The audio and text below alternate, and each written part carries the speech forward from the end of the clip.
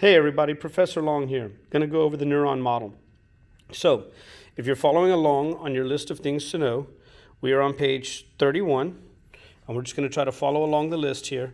I may not go in the exact order of the list, but I'll do my best. So, as we were covering in the drawings video, this is the soma. This entire area right here would be listed as the soma. If you look carefully at the model, they sort of stain this area a little bit darker right around the nucleus. So we have the nucleus here. We have the perikaryon, this little darker area right around here. You see a little bit of a blue stain to it.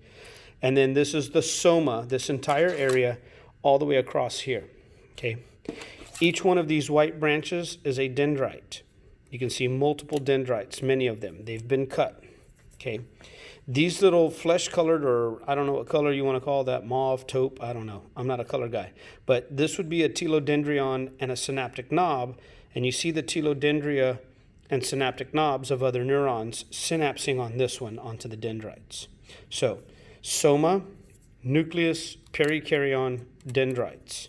This area here is the axon hillock, and then this is the axon. Now, if I step back a little bit, the axon would continue right here. This was cut, but it was attached there, and it would continue as this orange piece. They've actually cut kind of into it and carved about half of it away so we can see the axoplasm inside. This entire structure running here, from this structure, all the way through here, is the axon. The membrane covering the axon, this covering here, is the axolemma. Now, you can see these cells here that are wrapped around the axon are all your Schwann cells. I see actually 2.5 Schwann cells. You can see the different layers of the Schwann cell here as it's wrapped around and around and around.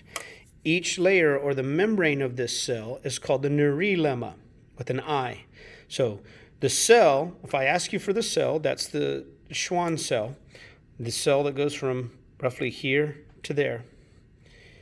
And then the covering is the neurolemma.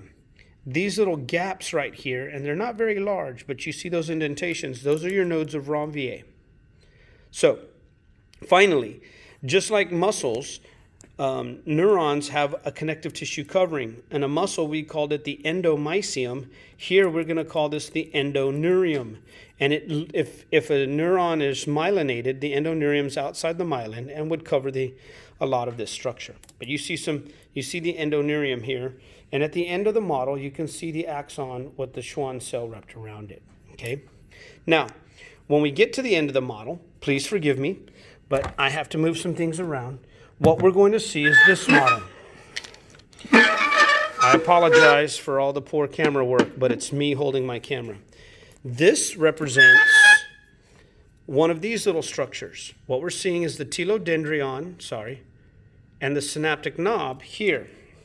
This is a telodendrion. This is the synaptic knob. Inside the synaptic knob, you see all these smaller structures called synaptic vesicles. I dropped my pointer, so forgive me. And this little line right here represents the next neuron, the next cell, and that would be called the postsynaptic membrane, because the gap between them, if there were a little space here, would be called the synaptic cleft, just like on a neuromuscular junction. Since this neuron is before the synapse, it's called the presynaptic neuron or presynaptic cell. The cell that comes after the synapse would be called the postsynaptic cell. So if I were looking at this model, this would be my presynaptic neuron synapsing onto my postsynaptic cell, and the small gaps that would exist inside of here would be called a synaptic cleft. All right, if you put that together with the drawing, I hope that this all makes sense to you, and I hope you can make sense of the pictures from online. Thanks for watching, and I hope you had as much fun as I did.